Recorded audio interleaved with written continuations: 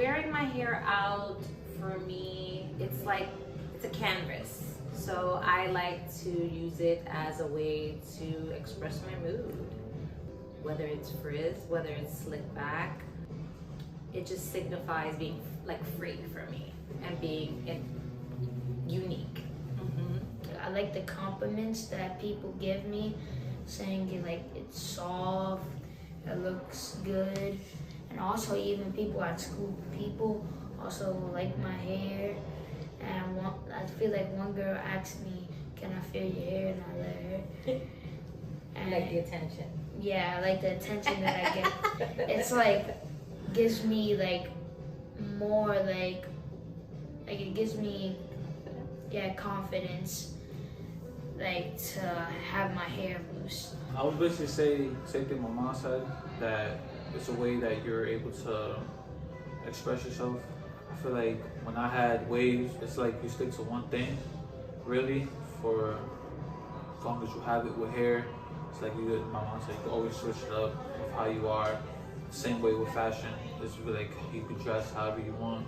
It's really up to how you want it. So that's how I feel about it. It's something I hear about, I've heard, I've read and heard. Loving your hair the way it comes out of your head. And, you know, when you want to look good outside, it needs a little help in terms of product and care and, you know, a nice cut. But to love your hair, enjoy trying to take care of it and keep it looking good. And feeling like you're a part of this many years movement and move towards loving the curly hair and loving all the different types of curly hair, because there's so many different types and it's not. I get upset if I think I hear somebody saying like maybe one type is better than another, or I'm not sure how to go with, oh, I wish my hair could curl like yours, I wish my hair would curl like that. And you have to love yours, and sometimes it's a struggle depending upon to try to work with your hair, and it's all good. Yeah. I think probably more common thing is like acceptance, because it's your hair, and hair like defines us, and not completely defines us, but it's a piece of us, right? There's so many things that make up a person, but our hair is like our crowns, right? So should wear it proudly, but that sometimes is difficult when you weren't able to, whether it was the culture that didn't support it, or just that, you know, the products weren't there, you know, and for a long time it was both. So now we're in a space where we've got both the culture supporting it, so like it's a full movement, right? And we've got the products to support it. So you're actually able to maintain your hair and you're able to like wear it curly. And then you've got the support and culture that's now showing it and like pushing for it. So I think it's a big thing of acceptance. That's important because it wasn't there when I was younger. I love my pigtails. But, you know. And I wish I knew about, I don't know, just letting the hair go. You didn't do that. You know, parted your hair and make nice pigtails. You braided it at night to keep it smooth. Yeah. We had what? Grease. That's magic. Like, and that's why I said, you know, when she let me play my hair a little bit in the tub as you're washing the hair, and you know, as a kid, you know that mom's gonna comb it out and brush your hair, but I would see the curls and be like, oh, that's so cool. Like my there's curls, and like you feel it like kind of flowing down your back, and you're like, oh, this is cool. But then the curls would go away, and you're like, well, we didn't know how to keep them. So for so long, like you don't know that that's like a possibility or an option. And then the curls that you did see, they weren't our curls. They were a different texture, and a lot of it was not maybe natural. It was a perm, right? Okay. Like raw curls or perm, you know. And it wasn't on people like us. It wasn't on women of color. So you were seeing a very different curl.